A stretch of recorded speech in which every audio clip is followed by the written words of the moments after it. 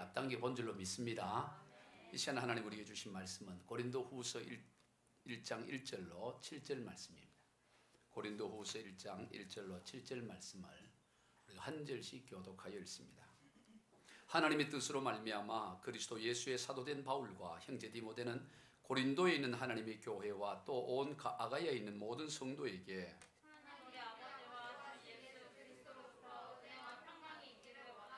찬송하리로다. 그는 우리 주 예수 그리스도의 하나님이시요 자비의 아버지시요 모든 위로의 하나님이시며 우리의 모든 환난 중에서 우리를 위로하사 우리로 하여금 하나님께 받는 위로로서 모든 환난 중에 있는 자들을 미리 위로하게 하시는 이시로다. 그리스도의 고난이 우리에게 넘친 것 같이 우리가 받은 위로도 그리스도로 말미암아 넘치도다. 우리가 환난 당하는 것도 너희가 위로와 구원을 받게 하려는 것이요 우리가 위로를 받는 것도 너희가 위로를 받게 하려는 것이니 이 위로가 너희 속에 역사하여 우리가 받는 것과 같은 고난을 너희도 견디게 하느니라. 같이 읽습니다. 너희를 위한 우리의 소망이 견고함은 너희가 고난에 참여하는 자가 된 것 같이 위로에도 그러할 줄 알미니라. 아멘. 할렐루야. 반갑습니다. 지난 시간까지 우리는 고린도 전서를 통하여 하나님의 말씀을 살펴보았고, 오늘부터는 고린도 후서를 통하여 하나님의 은혜를 나누고자 합니다. 이제부터 살펴볼 고린도 후서는 사도 바울이 에베소에서 고린도 전서를 써서 보낸 후 약 6개월이 지난 후에 마게도냐에서 고린도 교회 성도들에게 쓴 편지입니다. 고린도 후서는 총 13장으로 이루어져 있으며 그 주된 내용은 사도 바울이 자신의 사도직과 또 사도의 그 권위를 변호함으로써 고린도 교회 성도들과의 완전한 화목을 도모하고 또 교회 질서를 확립하기 위함에 있습니다. 당시 고린도 교회에는 유대에서부터 내려온 거짓 선생들이 고린도 전서를 통한 그 사도 바울의 권면을 받아들이지 못하도록 그렇게 했습니다. 즉 사도 바울은 사도가 아니다, 그는 가짜다, 이렇게 하면서 그가 보낸 이 고린도 전서의 내용의 편지를 받아들이지 않도록 한 거예요. 그러니까 바울은 그 사실을 전해 듣고 그 에베소에 머물다가 바로 고린도를 방문하게 됩니다. 직접 방문해서 고린도 교회의 여러 문제들을 해결하고 이렇게 돌아오려고 했는데, 고린도 교회를 방문했더니 이미 고린도 교회는 이 거짓 선생들의 그런 속임에 넘어가서 사도 바울을 받아들이질 않는 거예요. 바울을 거부하는 것입니다. 그래서 바울은 어쩔 수 없이 다시 에베소로 돌아갈 수밖에 없었어요. 그때 그 고린도 교회를 방문한 것을 흔히 학자들은 근심의 방문이다, 그렇게 표현을 합니다. 찾아갔지만 실패한 방문이 된 거예요. 에베소 교회로 돌아온 사도 바울은 다시 편지를 씁니다. 그 편지를 흔히 눈물의 편지라 그래요.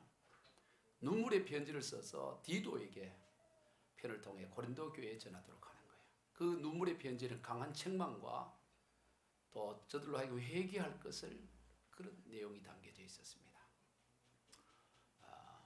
우리 오늘 고린도 후서 2장 4절을 우리 한번 같이 읽어봅니다. 시작. 내가 마음에 큰 눌림과 걱정이 있어 많은 눈물로 너희에게 썼노니 이는 너희로 근심하게 하는 것이 아니요 오직 내가 너희를 향하여 넘치는 사랑이 있음을 너희로 알게 하려 함이라. 많은 눈물로 편지를 썼었다고 말하는 거예요. 그래서 눈물의 편지라고 말합니다. 그래서 바울이 보낸 그 디도는 그 편지를 들고 고린도 교회로 찾아간 거죠. 그랬더니 놀라운 하나님의 역사가 일어났습니다.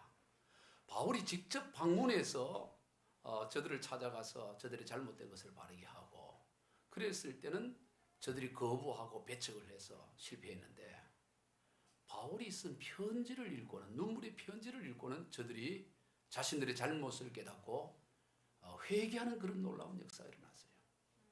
그래서 그 소식을 다시 디도가 가지고 바울에게 오게 됩니다.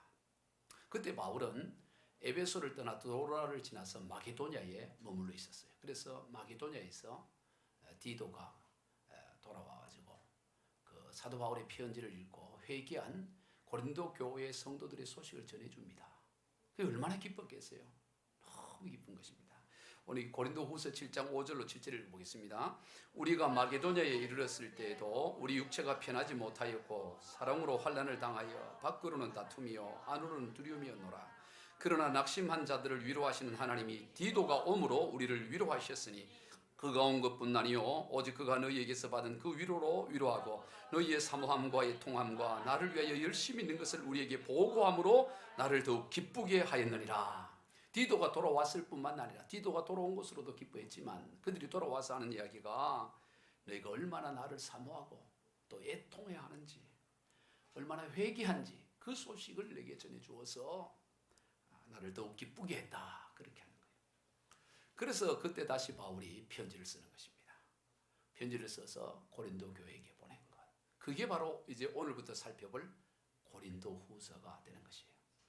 이제 그 고린도 후서 이제 앞으로 13장에 걸친 전체 내용을 우리가 살펴볼 텐데 그 배경이 어떻게 된지를 우리가 먼저 이해를 해야 할 것입니다.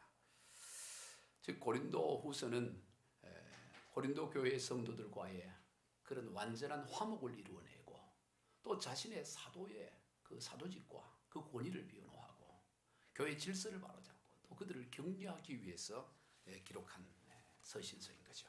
오늘 본문 1절 2절을 다시 한번 읽어봅니다. 시작. 하나님의 뜻으로 말미암아 그리스도 예수의 사도된 바울과 형제 디모데는 고린도에 있는 하나님의 교회와 또 온 아가야에 있는 모든 성도에게 하나님 우리 아버지와 주 예수 그리스도로부터 은혜와 평강이 있기를 원하노라. 사도 바울은 그가 쓴 서신서 대부분에 제일 먼저 자신은 예수 그리스도의 사도라는 사실을 밝힙니다. 특히 오늘 본문에 있는 이 고린도 후서는 자신의 사도성을 가장 강하게 그렇게 변증하고 있는 서신서예요. 어떻게 보면 이 사도 바울의 아킬레스건과 같은 것이 바로 이 사도성에 관한 거였습니다. 사도 바울은 예수님의 12제자 가운데 한 사람이 아니었다는 거 우리가 잘 알죠. 그래서 그의 사도성에 대해서 끊임없는 시비가 있었습니다. 그럴 만도 하겠지요.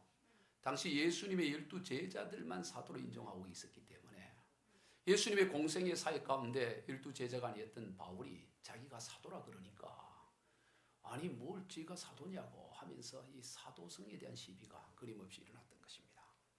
그러면 왜 사도 바울은 자신이 사도임을 그렇게 모든 서신서마다 누구를 만나든지 누구에게 편지를 쓰든지 자신의 사도성을 그렇게 강조했을까요? 두 가지 이유 때문입니다. 그 하나는 그가 전하는 예수 복음의 권위를 인정받기 위해서였던 것입니다. 즉 그가 전하는 예수 복음이 참 진리인 것임을 참된 복음인 것임을 정통적인 복음임을 인정받기 위해서 자신의 사도성을 주장했던 것이에요. 그렇지 않으면 다른 누군가가 그가 전하는 것은 그것은 잘못된 거야 가짜야 이렇게 해버리면 사도 바울이 열심히 복음을 전해도 그 모든 것이 한순간에 수포로 돌아가고 무너져 내버렸기 때문에 그런 예수 복음을 지키기 위해서 그런 자신의 사도성을 강조했던 것입니다. 그리고 두 번째는 비록 예수님의 공생의 기간 동안에 부르심을 받아 사도로 파송된 것은 아니었지만 예수님께서 십자가에 죽으시고 부활하시고 난 다음에 예수님으로부터 직접 부르심을 받아 사도로 사명을 받았는 것이 틀림없기 때문에 공생의 기간 동안에는 12제자 가운데 하나는 아니었지만 부활하신 예수님으로부터 틀림없이 사도로 부름을 받았기 때문에 그는 사도라고 주장한 거예요. 그 내용이 사도행전 9장과 22장과 26장에서 세 장에 걸쳐 아주 자세하게 예수님으로부터 부르심을 받은 그리고 사명받은 내용이 자세하게 기록되어 있는 것을 보게 됩니다. 그는 자신이 예수 그리스도의 사도로 부름받음에 대한 확신을 가지고 있었어요. 나는 사도다. 이것이 사도 바울이 언제나 그가 갖고 있는 정체성이었습니다. 나는 사도다. 그래서 누구를 만나든지 또 무슨 일을 하든지 누구에게 편지를 쓰든지 제일 먼저 자신이 사도임을 강조했어요. 그래서 우리는 흔히 사도 빌립, 사도 도마 이런 얘기 잘 안 하잖아요. 그들은 정통적인 사도잖아요. 12제자 가운데 하나니까. 그런데 바울은 언제나 그냥 바울을 그러지 않고 사도 바울이라고 얘기해요. 마치 사도 바울이 고유 명사처럼 느껴집니다. 바울 앞에는 그냥 사도가 붙어요. 사도 바울. 베드로조차도 우리는 흔히 사도 베드로 이런 얘기 잘 안 합니다. 그런데 베드로도 그냥 베드로라 이렇게 말하는데 굳이 이 바울은 언제나 사도 바울이라고 해요. 왜? 워낙 자신의 사도성을 강조했기 때문에 자신의 아킬레스건이 오히려 더욱 분명한 사도를 입을 드러내는 그런 일이 있었던 것을 보게 됩니다. 자기의 정체성으로 말미암아 이루어진 일이에요. 여러분, 모든 인생의 출발점은 자기 정체성으로부터 시작됩니다. 스스로 어떤 사람으로 규정하느냐에 따라 그렇게 규정한 대로 살아가요. 여러분이 오늘 살아가는 삶은 여러분이 여러분 자신을 규정한 대로 그렇게 살아서 오늘 이렇게 살고 있는 것입니다.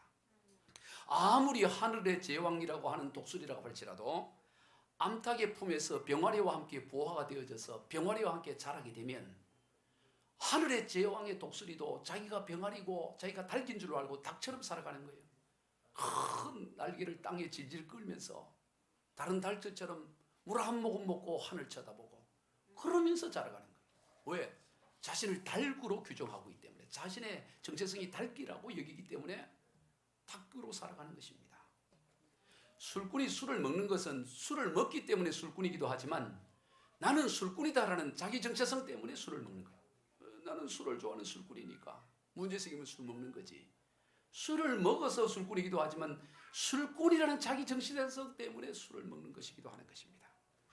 성도 여러분, 여러분은 여러분 자신을 무엇으로 가장 우선시 그렇게 여기고 있습니까? 여러분의 정체성이 무엇이라고 여러분은 생각합니까? 우리 그리스도인들의 가장 우선적인 자기 정체성은 그리스도의 증인이라는 것이 바로 우리 모든 그리스도인들의 자기 정체성입니다. 그리스도의 증인. 따라해 봅시다. 나는 그리스도의 증인이다. 이게 모든 그리스도인의 가장 우선적인 자기 정체성이에요. 나는 그리스도의 증인이다. 나는 증인이다. 이 증인이라는 말 속에는 사도 또한 포함되는 것입니다. 사도 또한 그리스도의 증인인 삶이죠. 우리는 그리스도의 증인으로서의 삶을 살아가는 사람들입니다. 증인이 해야 할 일은 증언하는 일이죠. 입을 열어 예수가 그리스도임을 전하고 선포하고 증언하는 것뿐만 아니라 모든 삶의 영역을 통해서 예수 그리스도를 나타내고 표현하는, 예수 그리스도를 증언하는 삶을 살아가는 것이 바로 증인으로서의 삶이에요. 증인은 입으로 전하고 선포하며 삶을 통해 표현하고 나타내는 것, 그가 바로 그리스도의 증인입니다. 그러므로 누구를 만나든지, 누구에게 전화를 하고 편지를 하든지, 누구와 일을 하든지, 언제 어디에서나 무엇을 하든지 우선적으로는 그리스도의 증인으로서 살아가요. 커피숍에서 아메리카노를 마시든지 카페라떼를 먹든지 항상 뭐로서?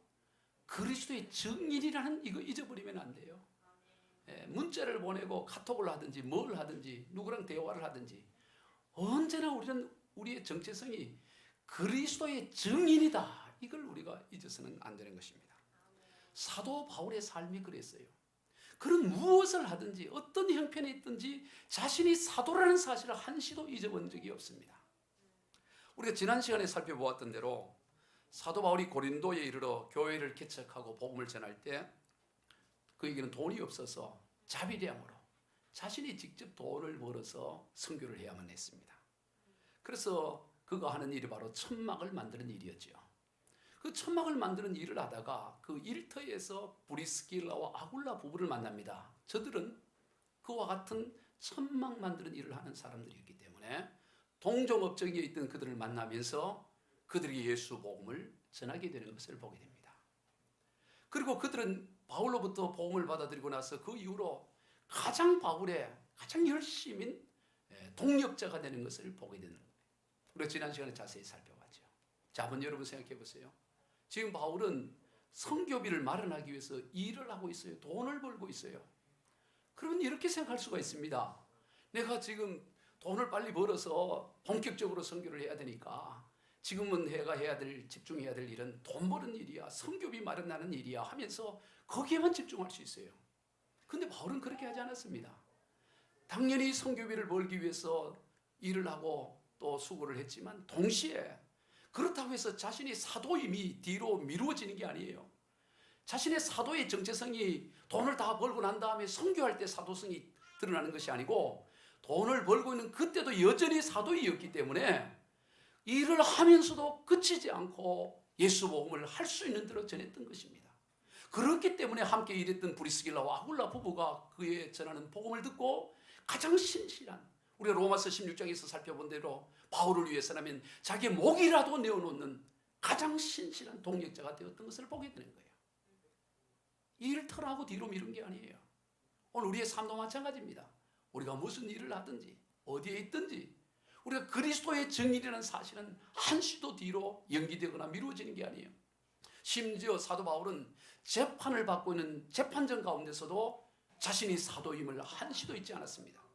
사도행전 26장을 보면 재판받는 가운데 그 재판장인 베스도 총독을 향하여 당신도 나와 같이 예수 믿기를 원한다면서 복음을 전합니다. 그린 그 당차게 전하는 이 바울을 보고 그 총독 재판장이 기가 차서 하는 말이, 바울아, 네가 미쳤구나. 너의 많은 학문이 너를 미치게 했구나. 그렇게 미쳤다고 표현하는 거예요. 재판장이 봤을 때 이 미친 사람 같은 거예요. 그런데 바울은 나는 미친 것이 아닙니다. 정신이 똑바릅니다. 다 나와 같이 되기를 원합니다. 그 재판장 위에는 아그리파 분봉 왕도 있고 총독도 있고 천부장도 있고 내노란 사람들이 다 서서 앉아서 거기 재판을 하고 바울은 지금 포승줄에 묶여있는 상황이에요. 그럼에도 불구하고 그는 사도라는 사실을 한시도 잊지 않고 재판받는 가운데도 예수 복음을 전하는 그의 삶을 보게 되는 것입니다. 그러므로 오늘 저와 여러분은 어떤 상황에 처하든지 우리가 심지어 재판정에 있을 때일지라도 우리가 그리스도의 증인이라는 사실을 한시도 잊어서는 안 되는 것입니다. 이게 우선적인 자기 정체성인 것을 보게 돼요. 그래서 바울은 생을 마감하면서 마지막으로 그의 믿음의 아들인 디모데에게 유언 같은 이런 말을 합니다. 디모데후서 4장 1절 2절입니다. 시작. 하나님 앞과 살아있는 자와 죽은 자를 심판하실 그리스도 예수 앞에서 그가 나타나실 것과 그의 나라를 두고 엄히 명하노니 너는 말씀을 전파하라. 때를 얻든지 못 얻든지 항상 힘쓰라. 범사에 오래 참음과 가르침으로 경책하며 경계하며 권하라. 디모데후서는 그가 마지막 생을 마감할 때 쓴 서신서예요. 그의 아들 디모데에게, 믿음의 아들 디모데에게 엄히 명령하는 거예요. 그냥 권면하는 게 아닙니다. 그저 충고하는 게 아니에요. 예수 앞에서 심판하실 그리스도 예수 앞에서 그의 나타나실 것과 그의 나라를 두고 엄히 명하노니, 그냥 명령하는 것도 아니고 엄히 명령한다는 겁니다. 그것이 무엇입니까?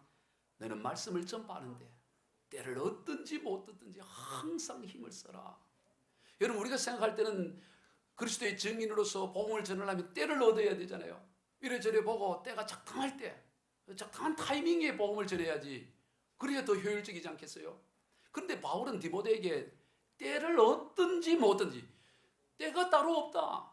좋은 때가 어디 있느냐? 복음을 전할 때는 항상 어려움의 때지 적절한 때가 따로 있는 게 아니다. 때를 얻지 못하고 상관없다.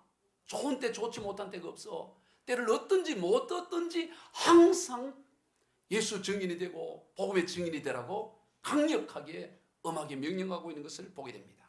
왜 그렇습니까? 그리스도의 증인이기 때문이에요. 성도 여러분, 어떤 이유로도 증인이 증언을 하지 않으면 또 어떤 이유로도 왜곡된 증언을 해서는 안 되는 것입니다. 증인이 입을 다물고 있으면 안 돼요. 본대로 사실대로 증언해야 되는 것입니다. 오늘 저와 여러분이 이 시대에 그리스도의 증인이라는 이 자기 정체성이 분명해서 어떤 편지를 쓰고 어떤 카톡을 하고 문자를 보내고 사람을 만나 커피를 마시고 또 함께 동역을 하고 일을 하고 동업자가 되고 무슨 상황에 있든지 오늘 우리가 그리스도의 증인이라는 이 자기 정체성을 한시도 잊어서는 안 된다는 사실이에요. 그것을 기억하시기를 바랍니다.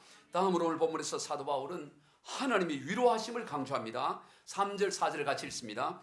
찬송하리로다. 그는 우리 주 예수 그리스도의 하나님이시요 자비의 아버지시요 모든 위로의 하나님이시며 우리의 모든 환난 중에서 우리를 위로하사 우리로 하여금 하나님께 받은 위로로서 모든 환난 중에 있는 자들을 능히 위로하게 하시는 이시로다. 이 3절 4절 이 두 절 안에만 위로라는 단어가 무려 4번이나 나오고 있습니다. 3절에서 7절까지는 무려 10번이나 위로 계속 위로라는 단어가 3절에서 그 짧은 7절 안에 10번이나 나오고 있어요. 이 위로를 뜻하는 헬라어 파라클레시스라는 이 단어는 문자적으로 곁에서 부르심을 받았다라는 의미가 있습니다. 곁에서 부르심을 받음이라는 얘기예요. 이 파라클레시스와 같은 단어의 뜻인 파라클레토스라는 단어가 있습니다. 여러분 우리가 헬라를 잘 모르지만 그래도 목사님 설교 가운데 파라클레토스라는 말을 여러 번 했기 때문에 귀에는 익숙할 수 있어요. 파라클레토스 들어본 적 합니까? 바로 이 성령을 가리키는 보혜사, 성령 보혜사 할 때 이 보혜사가 파라클레토스예요. 위로라는 말과 같은 의미입니다. 파라클레시스, 파라클레토스 둘 다 어떤 의미입니까? 함께 곁에 있어 주는 것을 말하는 거예요. 여러분 하나님의 위로는 어떤 위로냐? 그저 말 몇 마디 하는 것이 아니라 항상 함께 곁에서 함께 하시는 위로인 것입니다. 함께 하면서 우리에게 새 힘을 주고 이렇게 세워주는 그런 위로인 것입니다. 여러분 그런 하나님의 위로가 있으면 우리는 어떤 환난, 어떤 고난도 넉넉히 이길 수가 있어요. 하나님의 위로만 있으면 감당하지 못할 일이 없습니다. 흔히 세상 사람들 가운데 하는 말이 여자는 자기를 사랑하는 사람을 위해서 목숨을 바치고 남자는 뭐를 위해서 목숨을 바친다. 이거 혹 기억나요? 남자는 자기를 인정하는 사람을 위해서 목숨을 바친다. 그래요. 이게 말이 맞나요? 여자는 사랑하는 사람 위해 목숨 바칠 수 있고 남자는 야 최고 인정해주면 목숨 바친다는 거예요. 그 우리 여자분들 남자 인정해 주시기 바래요. 여보 당신 짱이야 최고 이런 목숨 바쳐. 남자는 여자를 나 당신 최고로 사랑해 이런 목숨 바친다고. 그러니까 그런데 여러분 보세요. 별 도움이 되지 않을지라도 사랑하고 알아만 주어도 목숨을 바친다면 전능하신 하나님이 우리를 사랑하시고 알아주시며 늘 함께 곁에 계셔서 위로해 주신다면 우리가 무엇을 못하겠어요? 무엇을 감당할 수 없겠습니까? 하나님의 위로하심은 파라클레시스로서 곁에서 늘 함께 하심의 위로인 거예요. 그러니 우리는 그 위로만 있으면 무슨 일도 우리가 능히 감당할 수가 있게 되는 것입니다. 로마서 8장 35절로 37절입니다. 시작. 누가 우리를 그리스도의 사랑에서 끊으리요? 환난이나 공고나 박해나 기근이나 적신이나 위험이나 칼이라. 기록된 바 우리가 종일 주를 위하여 죽임을 당하게 되며 도살당할 양같이 이김을 받았나이다 함과 같으니라. 그러나 이 모든 일에 우리를 사랑하시는 이로 말미암아 우리가 넉넉히 이기느니라. 여러분 종일 죽임을 당할 종일 죽을 것 같은 거예요. 그리고 도살당할 양 얼마나 그 처지가 어려워요. 하루 종일 죽을 것 같고 도살당할 양처럼 아무런 소망이 없고 그냥 절망 그런 가운데 있을지라도 하나님의 위로 하나님의 사랑이 있으면 우리가 넉넉히 이기느니라 말하는 거예요. 하나님의 위로가 있으면 하나님의 사랑이 있으면 함께 하시는 하나님이 계시면 우리는 빠듯하게 겨우 이기는 것이 아니라 넉넉히 이긴다고 성경은 말씀하는 것입니다. 하나님의 위로가 오늘 우리에게 있습니다. 사람의 위로는 한계가 있어요. 여러분 사람의 위로는 위로한다고 나름대로 했는데 그게 위로가 안 되고 상처가 되는 경우도 있어요. 위로가 오히려 상처가 되기도 합니다. 그러나 하나님의 위로는 어떤 상황이든지 오늘 우리로 하여금 능히 이기고 감당할 수가 있는. 그러므로 오늘 우리는 사람 위로받으려고 하지 말아요. 사람에게 위로받으려고 전화했다가 오히려 더 상처받는 경우들이 얼마나 많아요. 물론 사람의 위로도 필요하지만 정말 우리가 위로받아야 할 일은 하나님의 위로를 받아요. 하나님 나를 위로해 주세요. 우리 그 예전에 찬양 가운데 보면 많은 사람 찾아와서 나의 친구가 되어도 병든 몸과 상한 마음 위로받지 못했다오. 예수여 이 죄인을 불쌍히 여겨주소서. 의지할 것 없는 임은 위로받기 원합니다. 여러분 오늘 예배 가운데 하나님의 위로가 여러분 가운데 임하기를 원합니다. 하나님은 위로하시는 하나님. 3절부터 7절에 10번이나 위로를 말해요.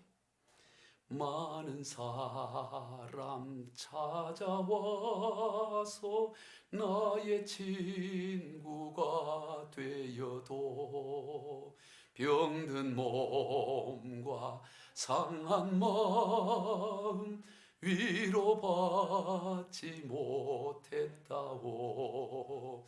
예수여 이 죄인을 불쌍히 여겨 주소서. 의지할 것 없는 이 몸 위로받기 원합니다. 아멘. 우리 젊은 세대들이 찬양 잘 모르죠? 네, 나이 40 넘은 분들은 우리 박 집사님 나으시죠? 잘 몰라요. 우리 박 집사님은 믿은 지가 그렇게 연수가 깊지 않아서 그래. 그래도 금방 이 흐름은 알죠. 믿으면 이 가슴이 40 이상한테는 이게 가슴이 막 찡하게 다가와요. 이게 젊은 세대도 우리 한번 다시 한번 찬양해 볼게요. 많은 사람 시작. 많은 사람 찾아와서 나의 친구가 되어도 병든 몸과 상한 마음 위로받지 못했다오. 예수여 이 죄인을 불쌍히 여겨 주소서. 의지할 것 없는 이 몸 위로받기 원합니다. 아멘. 우리 예전 찬송은 언제나 은혜가 되죠. 물론 지금 찬양도 은혜가 되지만 예전 찬양 우리 신금을 더 올리잖아요. 우리 박미자 권사님 손 들고 막 찬양. 예전에 많이 불렀지요. 옛날에 이 찬양 부르고 울고 그랬잖아요. 우리 장로님도 많이 부르셨죠. 울면서 위로받기 원합니다. 여러분, 하나님의 위로를 받아야 됩니다. 하나님의 위로를 받으면 감당할 수가 있어요. 고난이 우리를 망하게 하는 게 아닙니다. 위로가 없기 때문에 무너지는 거예요. 하나님의 위로는 어떤 고난보다 큰 거예요. 우리 예전에 부른 찬양, 오늘 찬양 나와서 더 불러볼게요. 나의 등 뒤에서. 이게 90년대 아주 베스트 찬양이에요. 이 나의 등 뒤에서는 아나요? 우리 젊은 세대? 알아요. 나의 등 뒤에서. 우리 한번 반주해 볼까요? 나의 등 뒤에서. 우리 하나님은 언제나 우리의 등 뒤에서 우리를 도와주셔요. 인생길에서 지치고 고나여 주저앉고 싶을 때 아무개 일어나라, 아무개 일어나라. 내 등 뒤에서 나를 도우시는 주, 나의 인생길에서 지치고 고나여 매일처럼 주저앉고 싶을 때 나를 끌어주시네. 일어나 걸어라, 내가 새 힘을 주리니.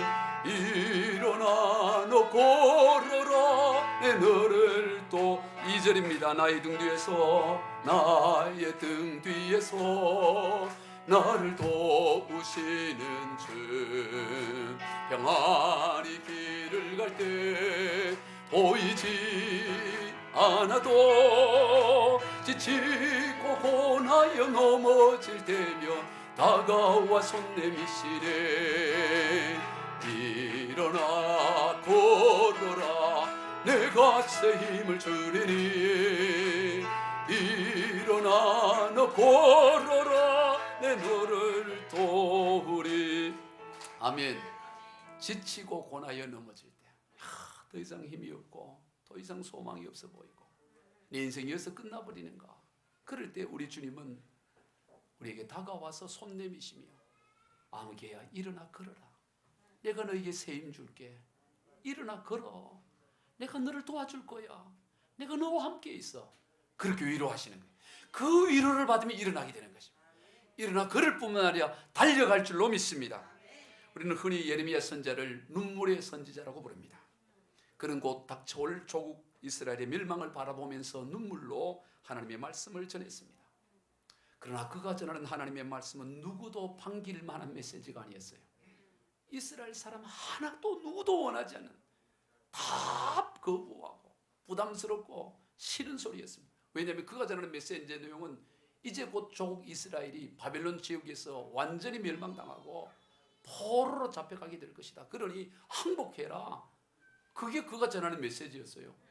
아니, 망한다는 걸 좋아하는 사람이 누가 있겠어요? 망할 것 같아도 아이고 우리는 안 망해, 하나님이 살아계시니까 우리 도와줄 거야, 그래야 이게 좋을 것 같은데 예레미야 선지자는 계속해서 이 나라 망한다는 거예요. 바벨론에 의해서 멸망당한다는 거예요. 그러니 왕으로부터 이 천민에 이르기까지 누구도 그 예레미야 선지자를 반기지 않았고 거부를 했던 것입니다. 그를 핍박하고 조롱하고 그랬습니다. 환영하지 않았습니다. 사람들은 그를 매국노처럼 여겼습니다. 그러니 얼마나 힘이 들었겠어요. 참 선지자 예레미야가 얼마나 힘이 들었는지 모릅니다. 그래서 하도 힘이 들어가지고 다 척거리고 뭐고 다 싫어하니까 아이고 나는 이제 그만 이 메시지 전하지 말아야 되겠다. 나도 이제 더 이상 못 하겠다. 그런 마음을 먹습니다.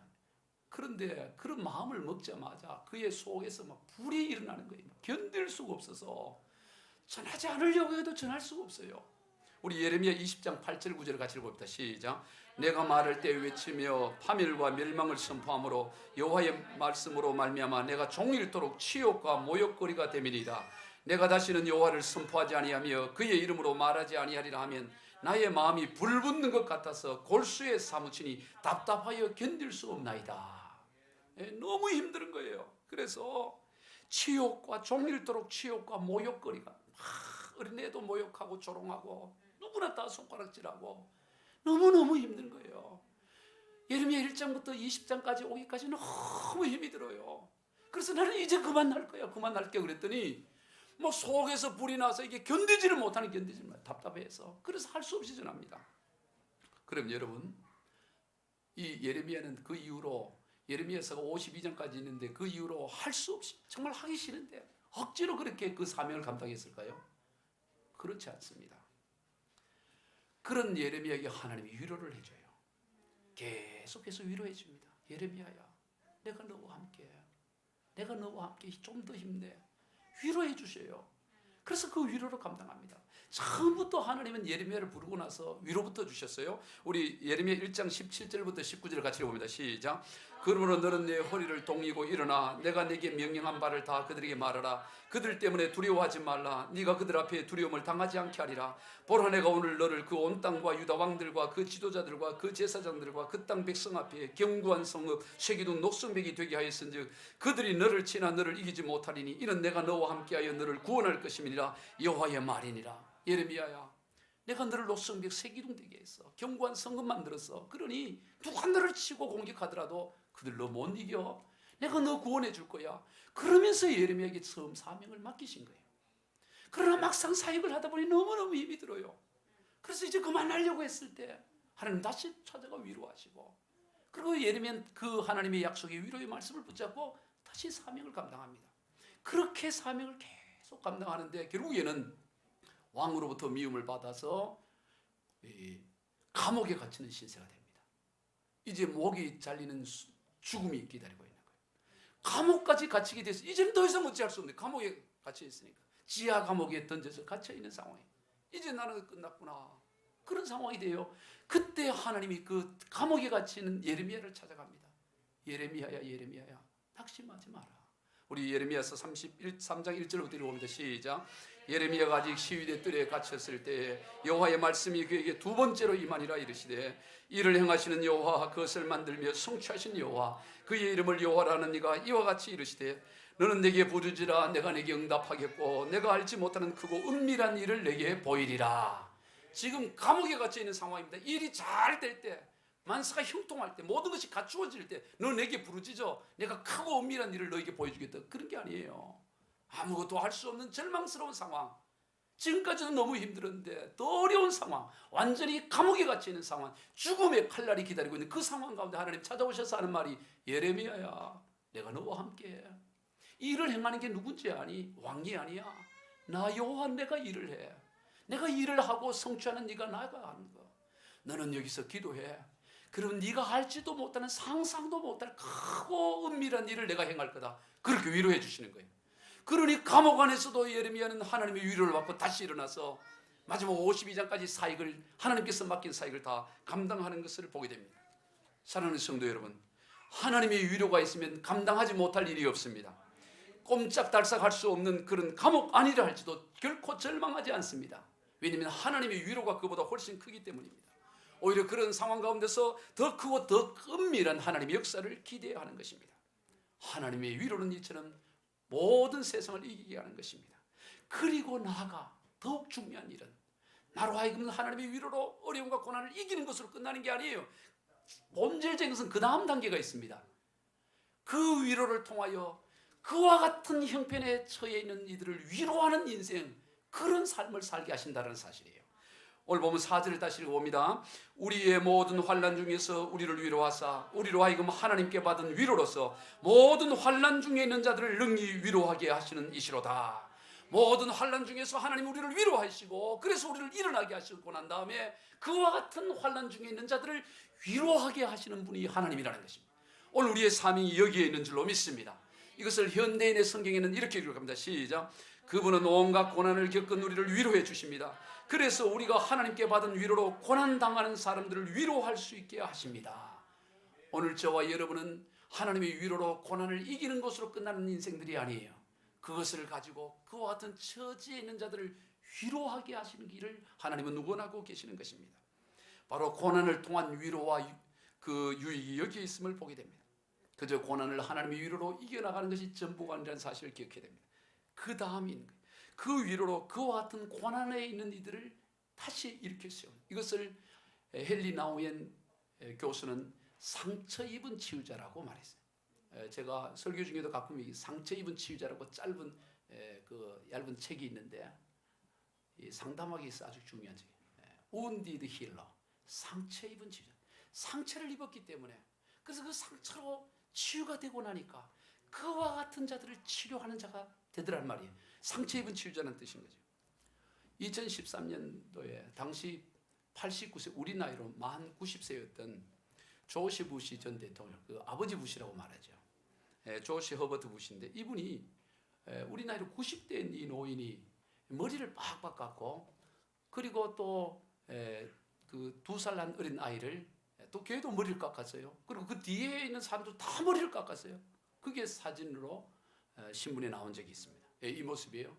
왜 이러냐면은 바로 이 아이는 자신의 옛 경호원이었던 그 어린 아들인데 이 애가 백혈병이 걸린 거예요. 그래서 이 백혈병을 치료하다고 하다 보니까 애가 머리가 다 빠진 거라. 그래서 이 백혈병이 필요한 자금을 만들고 그리고 또 그의 마음을 위로해 주기 위해서 90대인 이 조시 부시가 머리를 깎는 거예요. 이런 미국의 대통령을 하면 세계 대통령 같은 사람 아니에요. 근데 나이도 90이 됐는데 그리고 그 경호원들도 그 지인들 다 머리를 깎고 사진을 찍어요. 이 뉴스에 나온 거예요. 그럼 왜 조지 부시가 이렇게 했을까 봤더니 그가 60년 전에 당시 60년 전에 그의 둘째 딸이 4살 때 백혈병으로 세상을 떠난 거예요. 그러니까 이 백혈병 환자에 대한 그 아픔과 그걸 아는 거예요.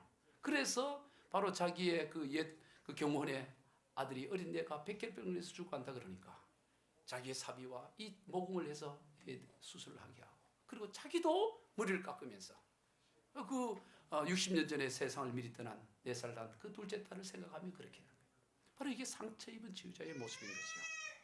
여러분, 어떤 고난과 고통도 그저 자신의 영역 안에만 머무르고 끝내서는 안 되는 것입니다. 그것이 다른 이에게 위로가 되고 힘이 되고 유익이 되도록 해야 되는 거예요. 작년과 그 전에 1년이 2번에 걸쳐서 2회 제가 그 국내 성지 순례를 다녀온 적이 있어요. 우리나라에도 기독교 그 성지가 있습니다. 주로 이 전라남도에 많이 있는데 전라남도 신안군 정도면에 있는 문준경 전도사님의 순교지와 그리고 전라남도 영광군에 있는 염산교회, 영광군 염산교회를 다녀왔는데 그 염산교회는 그 한 교회 안에서 77명이 담임 목사님을 비롯해서 77명이 다 순교를 했어요. 공산당에 의해서. 거기 그 예배당 교회 앞에 크게 그 77명의 그 묘를 이렇게 만들어 놨는데 거기를 갔다 왔습니다. 그 외에도 이제 성지를 이렇게 봤는데 여러분 그 공통점이 있어요. 여러분 어디나 이 성지가 되는 곳에 성지의 공통점은 뭐냐면 바로 거기는 눈물과 고통과 고난의 자리라는 것입니다. 모든 성지는 눈물이 있는 곳, 고난과 고통이 있는 곳이 성지가 돼요. 여러분 눈물과 고통 그 자체가 성지를 만드는 건 아닙니다. 그것은 성지의 재료이죠. 그 고통과 눈물을 믿음으로 받아들일 때 거기가 성지가 된다는 사실을 우리는 보게 되는 것입니다. 사랑하는 성도님, 여러분 인생 가운데도 고통과 눈물의 시간이 있을 수 있습니다. 그런데 그것을 원망과 불평이 아닌 하나님을 믿는 믿음으로 받아들이면 바로 그 시간에 그 장소가 여러분 개인의 성지가 될 줄로 믿습니다. 오늘 우리에게 고통을 하나님이 주시는 것은 그저 그 고통을 하나님의 위로로 이겨가라 그거로 끝나는 게 아니에요. 그것이 성지가 되라는 것이에요. 그래서 저 문준경 전사님의 그 순교지와 그리고 77명의 그 연산교회 성도들은 1년에도 수천 수만 명이 와서 거기서 위로를 받고 다시 결단을 하고 도전을 받고 그리고 또 세상으로 또 교회로 돌아가서 믿음의 길을 걸어가는 거예요. 힘을 얻는 것입니다.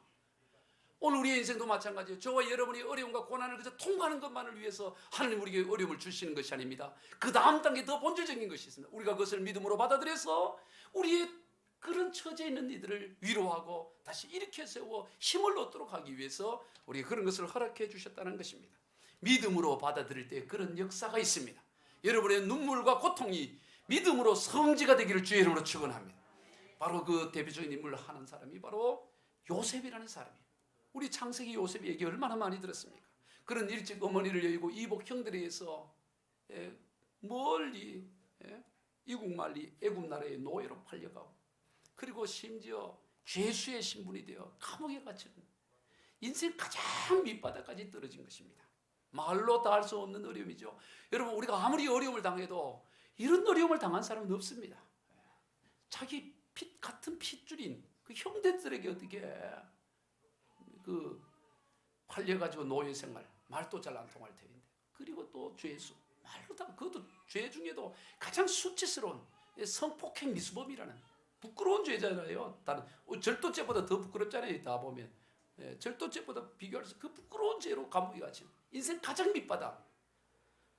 그러나 요셉은 그러한 고난과 고통을 믿음으로 받아들이게 돼요. 그걸 믿음으로 수용하는 거예요. 원망으로 하는 게 아니고 내 인생 이게 뭐냐고. 아마 원망했으면 폐인이 됐을 것입니다. 원망과 불평이 아닌 하나님의 섭리를 믿는 믿음으로 받아들입니다. 그랬더니 어떤 일이 납니까? 그를 통해 모두가 살아나는 일이 나요. 훗날 창세기 45장에서 형들이 그 애굽 나라에 양식을 구하러 왔다가 총리인 요셉을 만나게 되죠. 나중에 요셉이 자기 신분을 밝히니까 사지 떨듯이 떠는 거예요. 이제 죽은 목숨이나 다름없으니까. 그때 요셉이 이런 말을 해요. 참 성경에 여러 귀한 말씀이 귀하지만 그때 그 요셉의 모습을 보면 너무 최고의 멋진 모습. 우리 한번 여러분이 그때 요셉에 대해서 한번 이렇게 말해보기를 바래요. 이 창세기 45장 7절 8절 시작. 하나님이 큰 구원으로 당신들의 생명을 보존하고 당신들의 후손을 세상에 두시려고 나를 당신들보다 먼저 보내셨나니, 그런즉 나를 이리로 보낸 이는 당신들이 아니요 하나님이시라. 하나님이 나를 바로에게 아버지로 삼으시고 온 집의 수로 삼으시며 애굽 온 땅의 통치자로 삼으셨나이다. 이야, 저 남자 중에 남자. 옥자 이런 남자 만나 결혼해라. 예. 최고라 최고. 예. 왜요? 그 고통과 고난을 믿음으로 수용하고 나니까, 믿음으로 그게 성지가 되는 거예요. 모든 사람이 힘을 얻고 모든 사람이 소망을 얻고 살 수 있는 그런 성지가 되는 것입니다. 말씀을 정리합니다. 모든 인생의 출발은 자기 정체성으로부터 시작됩니다. 스스로 어떤 사람으로 규정하느냐에 따라 그렇게 규정한 대로 살아가는 거예요. 우리 그리스도인은 무엇보다도 그리스도의 증인들입니다. 그것이 우리의 가장 기본적인 자기 정체성입니다. 그러므로 언제 어느 때라도 우리의 정체성 곧 그리스도의 증인임을 기억하고 그리스도의 증인으로서 살아가야 되는 것입니다. 그 처지가 어떤 형편이든지, 바울이 재판을 받고 있는 상황이었든지 그 어떤 상황에서든지 그는 자신이 사도임을 한시도 잊지 않았습니다. 일을 하고 돈을 벌고 하는 일터에 있었든지 그는 어디서나 자신의 사도임을 기억하고 복음을 전했던 것처럼 오늘 우리도 우리의 형편이 어떠하든지 우리가 그리스도의 증인이라는 사실을 기억하고 입을 열어 그리스도를 전하고 우리의 삶의 모든 영역을 통해 그리스도가 표현되어지고 그리스도가 나타나는 인생이 되어야 할 것입니다. 그리고 오늘 우리에게는 하나님의 위로가 있습니다. 고난 중에 주시는 위로인 것입니다. 하나님은 우리에게 고난과 더불어 언제나 위로를 주십니다. 하나님의 위로를 우리가 받으면 어떤 고난도 넉넉히 이깁니다. 겨우 이기는 것이 아니라 하나님의 위로는 그저 말로만 하는 위로가 아니라 언제나 파라클레시스로 우리와 함께 곁에서 함께 하시는 위로이시기 때문에 우리는 그 위로를 감당할 수가 있는 것입니다. 감당할 정도뿐만 아니라 그 위로를 가지고 그와 같은 형편이 있는 사람 다른 이들을 위로하도록 하나님이 우리에게 사명을 주셨습니다. 우리 모두 그러한 삶을 다 살아가시는 저와 여러분 다 되시기를 주 예수 그리스도 이름으로 축원드립니다. 기도하십니다. 하나님 아버지 감사합니다. 오늘 또 이 주일 예배 가운데 우리를 위로해 주셔서 감사합니다. 하나님의 위로가 우리에게 있음을 믿습니다. 그의 위로로 하나님의 세상을 이기게 하여 주옵소서. 세상 방식으로 접근하지 않게 하시고 하나님의 사람으로 하나님의 증인으로 그리스도의 증인으로 하나님의 위로 가지고 세상을 향해 나가는 우리 모두가 되게 하여 주옵소서. 예수님의 이름으로 축복하며 기도하옵나이다. 아멘. 우리 찬송가